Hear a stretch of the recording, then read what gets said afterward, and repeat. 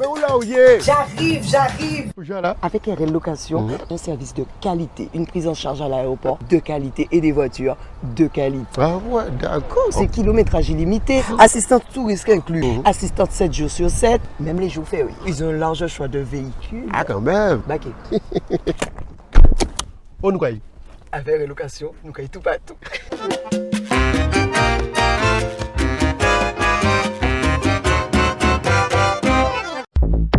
Guadeloupe, actualité. Nous commençons ce journal par ces communiqués. En bref, ce soir, assise de Basse-Terre, 15 ans de prison pour le meurtre d'une voisine.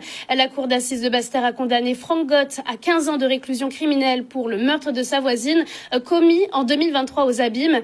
Les jurés ont retenu l'intention de tuer, soulignant la violence des faits, notamment l'usage répété d'armes blanches, une peine plus lourde que celle requise par le ministère public.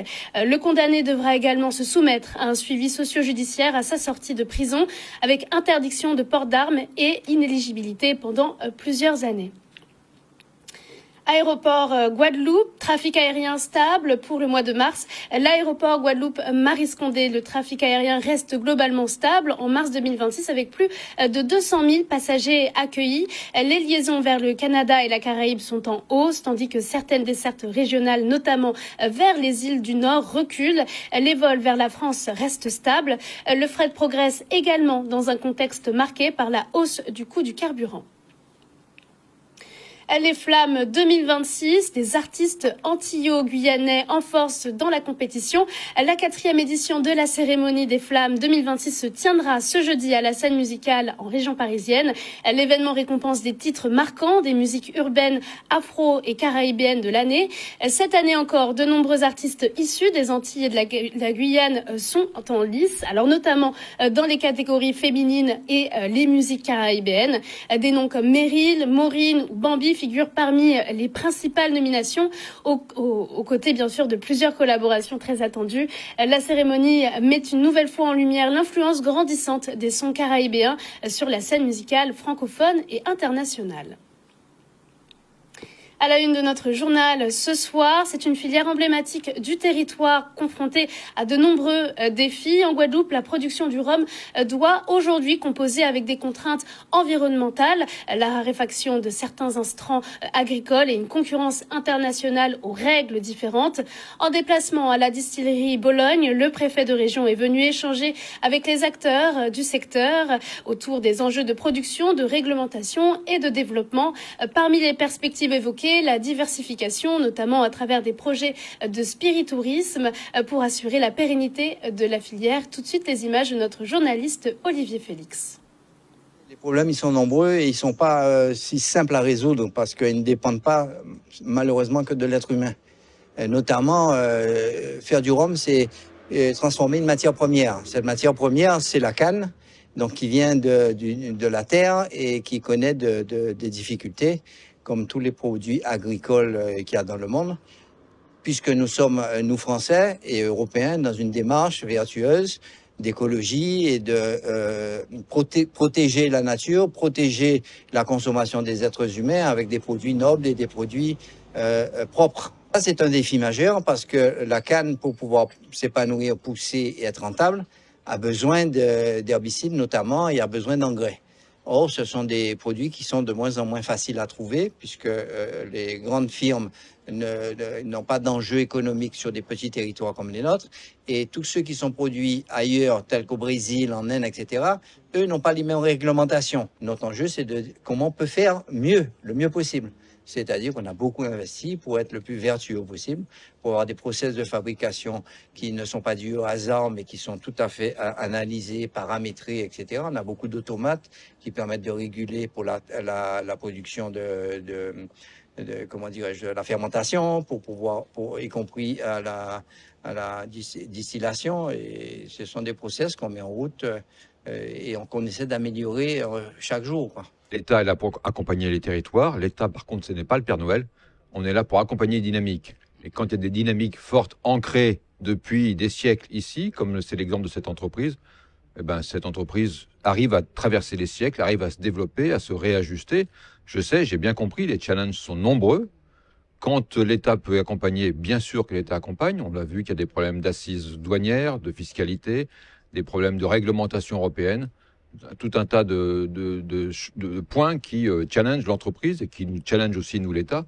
Notre rôle, encore une fois, c'est d'accompagner les dynamiques des territoires, d'accompagner les collectivités locales, mais aussi d'accompagner les entreprises pour qu'au bout du bout, le territoire de Basse-Terre, le territoire de la Guadeloupe se développe correctement. Pour pouvoir développer notre entreprise et la rendre encore plus pérenne, on doit chercher des relais de croissance. Les relais de croissance naturels pour nous, dans notre environnement basstérien, c'est le tourisme. Nous avons une propriété à 2 km d'ici, qui est une ancienne distillerie, et nous avons un projet très ambitieux de faire un site de spiritourisme, l'habitation Beauvallon. Et pour cela, évidemment, nous avons besoin du concours de l'État, pour le coup. Ce n'est pas seulement une question de financement, c'est une question d'autorisation. C'est un nouveau projet de proximité qui voit le jour dans les quartiers de Guadeloupe. La SIG inaugure aujourd'hui Big Bocase, un tiers-lieu solidaire pensé comme un espace de vie, d'échange et d'accompagnement pour les habitants.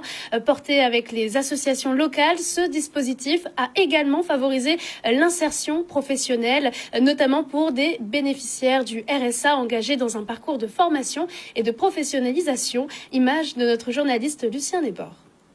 Le projet Big Bocase, c'est une idée qui a été portée par Andy Nestor, qui est le responsable de la gestion locative et sociale à la SIG, et à qui j'ai dit « Écoute, mon gars, il faut qu'on reprenne la main dans les quartiers à travers de l'action sociale et du développement local. » Et il m'a dit « Écoute, j'ai une idée, on va mettre en place des tiers-lieux solidaires avec les associations de quartier, portés par les associations de quartier, et on va essayer d'y amener plein de services à destination des habitants pour avoir dans chaque quartier un lieu de vie, un lieu de partage, un lieu d'échange, un lieu d'écoute, un lieu d'apprentissage. » Et c'est de là qu'est né le concept du Big Bocase, dont nous inaugurons le premier d'une très longue liste de futurs Big Bocase aujourd'hui. C'est un projet qui a été créé pour l'insertion professionnelle pour les personnes à destination des personnes du RSA.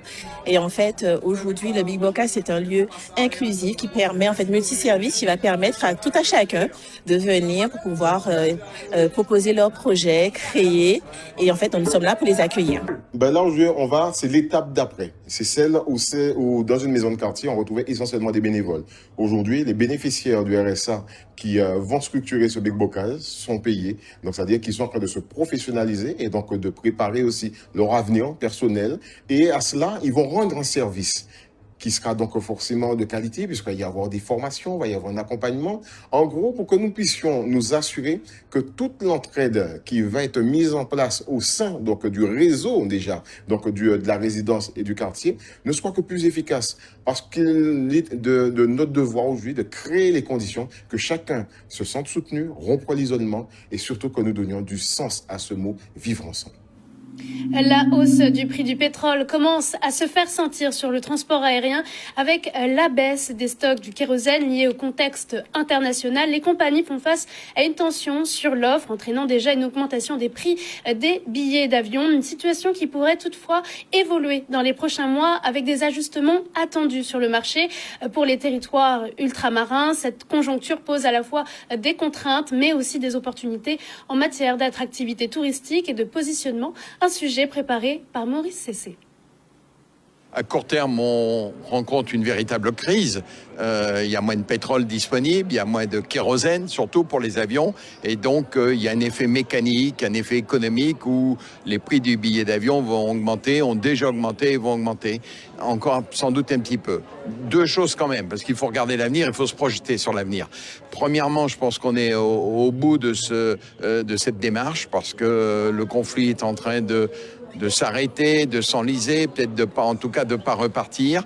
Et puis la deuxième chose, la plus importante que je voudrais dire à tous les concitoyens que nous avons dans l'outre-mer, c'est que dans toute crise, il y a des perdants, le Golfe aujourd'hui, mais il y a aussi des gagnants. Et les régions ultramarines françaises ont cet atout, c'est ce qui est en leur cœur, c'est-à-dire leur savoir-faire, leur culture, la sécurité de ces résidences.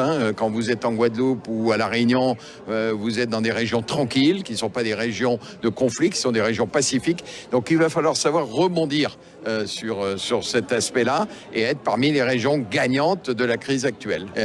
Encore une fois, ces régions sont parmi les gagnantes de la crise actuelle, si on peut utiliser ces mots-là. Donc il y aura des vols, il y aura beaucoup de vols, il y aura beaucoup de disponibilité. Je suis un petit peu plus inquiet sur les capacités d'hébergement, parce que celles-ci ne sont pas extensibles. Des avions, on peut rajouter. Je vais prendre un exemple concret. Un avion qui allait avant de Paris à Dubaï, demain, il peut aller de Paris à Pointe-à-Pitre ou de Paris à l'île de la Réunion. Donc des avions et des places, il y en aura. C'est pour ça aussi que les prix vont se stabiliser un peu. L'hébergement sur place doit suivre, et notamment dans cette formule de visite des amis et des connaissances, où là, il y a encore beaucoup de choses à faire. Baisser, pas maintenant. Mais je pense qu'au-delà de l'été, on verra forcément au moment du creux, puisqu'après, tout le monde sait qu'on rentre dans cette période qui va de septembre à début décembre. À ce moment-là, on verra des mouvements sans doute de reflux sur les prix des billets d'avion, tout simplement parce que toute l'économie se sera ajustée. Et on ne va pas rester avec un pétrole à ce niveau qui est très élevé. Je rappelle qu'au mois de mai, il vaut plus de 2 fois plus cher qu'au mois de mars. Donc il y a quelque chose qui est lié à tout ce que l'on connaît dans les crises, c'est-à-dire de la surréaction, de la crainte, de la peur, et tout ça se transmet. Mais après, l'économie, heureusement, reprend le dessus. Place à une démarche qui vise à transformer en profondeur la restauration collective en Guadeloupe. Plusieurs établissements de l'archipel s'engagent dans une nouvelle approche autour du mieux manger en privilégiant les produits locaux, la lutte contre le gaspillage alimentaire et une cuisine plus durable. Alors tout au long de la semaine, une tournée territoriale met en lumière ces pratiques avec des ateliers, des échanges techniques et la présentation d'engagements concrets dans les établissements scolaires et universitaires. Une réalisation de Solène Fèvre. Co-créé avec la Fondation pour la Nature et l'Homme, qui est une fondation reconnue d'utilité publique, une démarche qui s'appelle Mon Resto Responsable, qui est une garantie participative dédiée à la restauration collective, qu'elle soit en gestion directe ou concédée, et qui a pour objectif de proposer un cadre d'amélioration continue des pratiques qui intègre toutes les parties prenantes des restaurants. Et donc, nous sommes aujourd'hui présents en Guadeloupe pour participer à la remise de la garantie des 3 premiers établissements guadeloupéens, donc dans la garantie Mon Resto Responsable. Hier, nous étions à la MFR du Lamentin. Cet après-midi, ce sera le Crous Antilles-Guyane Campus de Fouillol qui se verra remettre la garantie. Et donc demain, ce sera au tour de la Caisse des écoles de Saint-François de recevoir cette garantie Mon Resto Responsable. Pour nous, ça représente la continuité du travail accompli et engagé depuis un certain temps pour pouvoir rentrer dans cette démarche qui est vertueuse, donc une démarche de restauration de proximité, une démarche de restauration responsable, une démarche de restauration de qualité. Il est vrai que nous sommes sur le bassin saint-franciscain, une terre, on va dire, un peu nourricière de la Guadeloupe. Et c'est vrai que ça aurait été un peu dommage que nous ne puissions pas collaborer avec nos producteurs locaux et que ce qui est cultivé sur la terre saint-franciscaine ne se retrouve pas directement dans les assiettes des enfants à Saint-François. Les établissements travaillent sur plusieurs volets. Le volet le plus important, je dirais, en Guadeloupe, c'est tout ce qui va concerner l'approvisionnement local. Comment faire en sorte de faire vivre nos agriculteurs et intégrer leur production dans les assiettes des enfants. Donc ça, c'est le point majeur. Il y a aussi la question de l'équilibre alimentaire, faire en sorte que les enfants, la population locale puisse manger à un tarif, somme toute, une somme plutôt modique, avec des repas qui soient équilibrés, qui soient travaillés, qui respectent l'identité culinaire du territoire. Donc on en reparlera aussi, mais tout ce qui va concerner l'introduction d'épices, d'aromates à la place du sel pour donner du goût et faire en sorte qu'on soit sur des menus équilibrés. Et il y a aussi tout ce qui va concerner la lutte contre le gaspillage alimentaire. Donc il y a un gros travail effectué par les établissements aussi aujourd'hui sur cette thématique-là. On démontre à travers la signature des 3 premiers établissements de Guadeloupe dont nous allons faire partie demain que c'est une démarche qui est possible. Au moment où on parle de souveraineté alimentaire, on montre à travers les actions qui sont mises en œuvre, les process que nous mettons en œuvre, même si c'est pas facile, c'est pas évident, parce qu'il faut aussi gagner la confiance des producteurs. Nous avons le gros problème en collectivité, c'est le problème du délai de paiement. Nous avons mis en place sur Saint-François des mandats prioritaires, c'est-à-dire qu'on s'est engagé avec eux à, une fois qu'ils ont livré, ils déposent leur facture et on s'engage sur un traitement prioritaire de leur facture pour qu'on puisse respecter respecter au mieux le délai global de paiement qui est de 30 jours. Aujourd'hui, on a au total une dizaine d'établissements avec lesquels on est en contact en Guadeloupe. Et pour le moment, voilà, on en a 3 qui étaient prêts pour s'engager maintenant, mais d'autres à venir, oui, dans les prochains mois. C'est un temps fort pour la scène culturelle caraïbéenne. Le festival Caribule a donné le coup d'envoi de sa nouvelle édition ce mercredi 22 avril à l'occasion d'une conférence de presse organisée au Gosier. Alors autour des organisateurs et des partenaires ont été présents et ont présenté les axes majeurs de la programmation, les artistes invités et les rendez-vous qui rythmeront cette édition. Un festival qui s'impose au fil des années comme un rendez-vous dédié à la bande dessinée, au manga et aux arts visuels dans la Caraïbe. Tout de suite, les images de Maxime Morel. 14e édition du Festival Caribule. Effectivement, on a plusieurs nouveautés. On a le Contabule, donc c'est un nouveau concours qui a été ouvert justement aux jeunes conteurs. On a aussi Théâtrabule, donc Divini en bon esclave. C'est la première fois qu'une bande dessinée va être adaptée donc en pièce de théâtre et c'est en Guadeloupe que ça se passe. À l'heure à laquelle où on parle de l'industrie culturelle et créative, des événements comme Caribule ont toute leur place pour être une vraie chance d'export de talent et aussi de reconnaissance dans toute la Caraïbe et bien au-delà. L'ambition du festival, c'est avant tout de pouvoir faire découvrir cet univers, donc mangaka, BD, à l'ensemble de la population et aussi justement d'avoir une certaine structuration de la filière, donc amener à une structuration des filières, amener à discuter donc de ce que sont les industries culturelles et créatives et bien évidemment proposer une belle programmation à toute la famille et à toutes les personnes pour pouvoir passer un bon moment. J'attendais de venir au Festival Caribule. Ça fait quoi maintenant 10 ans que je fais du manga. Et donc j'avais fait un petit peu toutes les îles, Paris et tout ça. Il me manquait juste la Guadeloupe. C'est un festival qui est peu commun du fait qu'il se situe en Guadeloupe. Et on est content de pouvoir donner beaucoup d'énergie et recevoir aussi beaucoup d'énergie de tous les fans du manga francophones à travers le monde. Donc c'est très très cool pour ça. C'est un honneur et entre Caen et Tokyo et maintenant la Guadeloupe, je suis vraiment ravi. Symboliquement, c'est quelque chose d'hyper important. La 14e édition, on a vu une programmation qui s'est étoffée, notamment avec plusieurs meet-up. On a ce soir, le mercredi 22 avril, un meet-up donc, sur les industries culturelles et créatives. Vendredi, on va aussi avoir un meet-up sur l'intelligence artificielle. Donc effectivement, une programmation qui est de plus en plus belle. Ils étaient nos invités hier dans l'émission Focus sur l'actualité. Direction Basse-Terre où va se dérouler le festival Patrimoine en Lumière qui revient pour sa 2e édition du 29 avril au 3 mai prochain.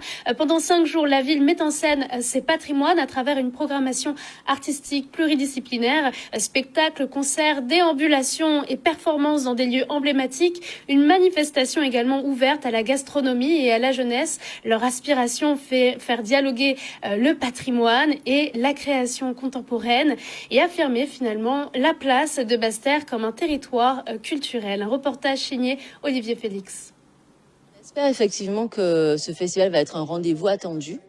Là, c'est la 2e édition, donc là, la première, ça a été un succès parce que je pense qu'il y avait aussi peut-être un manque à Basse-Terre. Aujourd'hui, on a travaillé au niveau de la culture. On espère que le festival soit, on va dire, le pinacle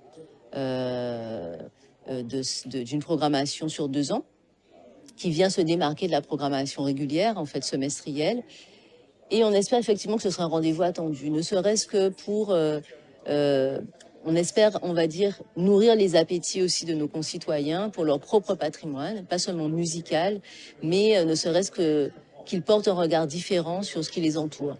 Plus qu'un festival où beaucoup d'artistes se succèdent, c'est vraiment le label Patrimoine en Lumière que nous avons mis en place de ce festival qui a débuté en 2024 et qui aura lieu tous les 2 ans, on l'espère. Ça a été une belle réussite en 2024 et on l'a dit, tous les sites patrimoniaux de la Basse-Terre sont valorisés, que ce soit les églises, le Fort d'Elgrès, le jardin, la Maison du patrimoine, cette belle maison coquille. Et donc, à travers le patrimoine, on fait les artistes s'exprimer et tout type de public sera concerné par ce festival. Les écoles, les collèges, les lycées, il y aura la partie culture, la partie culinaire, la partie danse, théâtre. C'est vraiment un festival qui a cette originalité pendant 4 jours, cette diversification et puis cette valorisation de cette ville de Basse-Terre qui est, comme vous le savez, classée depuis 20 ans ville d'art et d'histoire. Cette année, il y aura aussi ce site emblématique qui est exceptionnel et unique, qui est le Jardin botanique, avec une floraison d'artistes, mais aussi une floraison et une programmation qui met en lumière l'arborescence, qui met en lumière notre patrimoine végétal immatériel et qui aussi réunit les petits comme les grands puisque ça sera l'espace jeunesse. Donc, c'est vous dire que le conseil départemental, qui en plus de la partie contribution financière, est aussi à l'œuvre pour la partie logistique et la partie carrément patrimoine en lumière, historique, site remarquable. On a souvent un peu ce discours de dire que bon, il n'y a rien à Basse-Terre ou il n'y a rien en Guadeloupe, que tout est ailleurs. C'est faux. Je pense que tous les artistes qui viennent à la Maison Coquille, tous les artistes qui viennent en Guadeloupe ou à Basse-Terre se rendent compte en fait de la richesse que nous avons. Et j'espère que ce sera l'opportunité pour chaque Guadeloupéen de venir regarder autrement leur ville, mais en tout cas qui viennent s'approprier ce territoire, ces héritages qui certes sont le fruit d'une histoire violente, mais qu'on a tous le devoir et la capacité en fait de sublimer, de réécrire ensemble. Donc on espère que le festival sera à ce moment-là. Et pour conclure cette édition, nous nous intéressons maintenant à une initiative éducative et culturelle menée au sein de l'Académie autour de la langue vivante régionale, créole, et de projets pédagogiques aussi destinés à des élèves. Pour en discuter avec nous, j'ai le plaisir d'accueillir Madame Delessy, professeure de la langue vivante régionale. Belle bonsoir. Belle bonsoir. Vous êtes accompagnée par Madame Bataille, conseillère principale d'éducation au collège Jean Jaurès Bélif. Belle bonsoir. Belle bonsoir. Merci d'avoir accepté cette invitation. On va commencer simplement par parler un petit peu de ce projet de voyage qui, je le rappelle, se déroulera au mois de mai, du 22 jusqu'au 30 mai.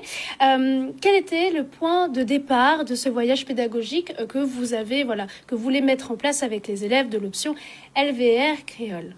Alors, ça a été très simple, de l'initiative de Madame Delessy, qui est un professeur investi au sein du collège. Elle est venue avec cette idée magnifique de créer du lien entre la culture guadeloupéenne et la culture guyanaise au travers de la langue, mais aussi de la culture, tout ce qui est patrimoine, exactement, l'environnement et tout ce qui est aussi le multi-ethnique et multiculturel que représente la Guyane. Donc, lorsqu'elle est venue, c'était une évidence, quoi. Voilà. Et justement, en parlant d'évidence, vous enseignez donc la langue vivante du créole. Dans ce type d'initiative, quel rôle joue la langue dans la construction de la curiosité et de l'ouverture des élèves? Eh bien, la langue créole permet aux élèves de s'ouvrir au monde parce qu'on a tendance à utiliser le créole uniquement en Guadeloupe et en fait, les élèves avaient du mal à voir le créole ailleurs dans le monde. Donc, en fait, ce voyage permet aux élèves de voir et découvrir le créole en Guadeloupe, mais aussi en Guyane, en Martinique, mais aussi à La Réunion. Est-ce que vous constatez qu'aujourd'hui, donc, il y a un intérêt qui est renouvelé par la jeunesse pour cette langue, pour la culture qu'elle accompagne? Oui, parce que maintenant, j'enseigne aussi aux écoles aux alentours avec les CM1, CM2 et je constate que les élèves ont envie de continuer et d'apprendre, d'approfondir leurs connaissances en ce qui concerne le créole et ça fait vraiment plaisir. Donc la première étape, c'est la Guyane. C'est ça. Et il y aura d'autres étapes, j'imagine, aussi, pour pérenniser un petit peu ce lien, ce mariage aussi qui se fait entre les îles. Eh bien, on verra bien. Je vais trop vite en besogne, c'est ça. Après, le projet n'a pas été chose facile. On se bat. Voilà. C'est mon premier voyage scolaire. C'est le deuxième voyage de Madame Bataille. Et en fait, on est poussé par l'envie de découvrir la Guyane avec les élèves. Alors c'est vrai, Madame Bataille, en tant que conseillère principale d'éducation, vous êtes au cœur aussi de l'organisation et du suivi des élèves. Il y aura à peu près 23 élèves, c'est une organisation quand même titanesque. Comment on gère un petit peu cette charge ? Alors vraiment, c'est un travail de fourmi, puisque depuis septembre, donc la rentrée scolaire, c'est des rendez-vous réguliers, des réunions, des mises en condition des élèves par rapport à ce voyage, qui pour beaucoup sera en fait la première expérience de voyage, de prendre l'avion, aller ailleurs, se séparer de la famille. Donc il y a un gros travail d'accompagnement, autant pour les élèves, mais Surtout pour les parents qui laissent leur enfant partir pour la première fois. Voilà. Exactement. Plus largement, quel est aujourd'hui l'enjeu éducatif de ce type de déplacement et d'expérience un petit peu hors les murs? Pour moi, c'est surtout montrer les possibilités qui sont infinies et vraiment donner cette notion d'ambition à nos jeunes, notamment à Baïf, mais aussi dans toute la zone Guadeloupe, en fait, et les îles. Nous sommes des Iliens et effectivement, même si le monde est autour de nous, on a aussi cette difficulté-là en tant qu'Iliens d'aller voir ailleurs et d'aller à l'extérieur. Moi, je suis de l'île de la Réunion et c'est pas un hasard. Quand j'ai rencontré Madame Védélécy, tout de suite, on a eu le ligne rouge, ce fil qui nous a permis de dire effectivement le créole, c'est quelque chose qui est commun à nos îles et ça apporte énormément de richesse. C'est une richesse qu'on doit développer chez nos jeunes et au travers du voyage, s'ouvrir à l'autre, c'est essentiel. D'ailleurs, en parlant de voyage, est-ce qu'on peut en savoir un petit peu plus sur cette programmation qui va s'étaler sur quelques jours? C'est ça, ce sera sur une semaine et on fera beaucoup de choses. Je pense qu'il manquera des jours à notre voyage, voilà. Peut-être des petites jours de pause parce que sollicité, voilà, ça. Il y aura un jour off, mais on a prévu de visiter la station spatiale, de visiter le zoo de Guyane, l'île du Salut, de faire une journée avec l'association ADNG en forêt et de dormir dans des hamacs. Voilà. L'île du Salut, j'en ai déjà parlé. Le village de Kalawashi à Kourou. C'est ça. Aussi aller à la rencontre des Mongs à Cacao. Donc tout ça, voilà. C'est magnifique. Est-ce que vous pensez que ce voyage pédagogique est aussi un événement, une manifestation qui s'inscrit dans une dynamique beaucoup plus large que ça? Pour moi, je considère qu'aujourd'hui, l'éducation doit vraiment être dans une pédagogie du projet. On doit vraiment donner une autre manière d'amener la culture, d'amener le savoir. Les élèves aujourd'hui peuvent trouver du savoir sous plusieurs formes et dans diverses sources. Et l'objectif, c'est que je leur permette d'avoir cet esprit critique et avoir de la curiosité et remettre toujours en question ce qu'ils ont en face d'eux. Et le voyage, la rencontre à l'autre, ce qui fait écho à nous, même si on est différents, on a quand même des choses qui résonnent en nous. C'est important. Ça nous permet effectivement de se réajuster et d'équilibrer, de se découvrir, en fait, se connaître encore plus. Et comment va se dérouler aussi le après-voyage, le retour sur notre île? Va-t-il y avoir comme une exposition, un rendu de l'expérience de ces jeunes? Eh bien, c'est prévu. Nous avons des partenaires qui nous ont accompagnés tout au long de ce voyage. Et pour cela, on leur dira un grand merci parce que le voyage ne se fait pas sans eux. Et en fait, on a prévu des albums photos, mais aussi des expositions avec posters, etc., où les élèves aussi seront acteurs, pourront expliquer aux autres, à leurs camarades, ce qu'ils ont vu, ce qu'ils ont appris aussi. Et donc tout ça, ce sera un jour bien précis. On n'en a pas encore discuté, mais ça se fera. Il faudra les emmener directement sur notre plateau, comme ça on verra. Avec grand plaisir. Avec grand plaisir. Plus largement, et ça sera un petit peu la question de clôture, est-ce que vous souhaitez inscrire durablement ce type d'initiative dans le parcours des élèves? Pour moi, sans aucun doute. Oui. Tout à fait. Oui, parce que je suis une enseignante qui essaye d'enseigner différemment et par le biais de projets, je trouve que c'est beaucoup plus agréable. J'entends. Faudra-t-il, comment pourront-on suivre un petit peu vos aventures si jamais vous les diffusez quelque part pour voir un petit peu l'apprentissage finalement de ces jeunes Guadeloupéens, Guadeloupéennes? Alors le collège essaie d'être dans son temps. Donc, nous avons une page. Nous avons une page Instagram, au collège Jean Jaurès, où nous allons mettre effectivement les jours. On va faire une sorte de journal quotidien et des petites vidéos, vlogs pour raconter un petit peu nos aventures. Ça rassure les parents. C'est ça, exactement. Outremernews.fr, le site de l'actualité Outre-mer 24h sur 24 et 7 jours sur 7. Retrouvez la chaîne Outremer News sur YouTube.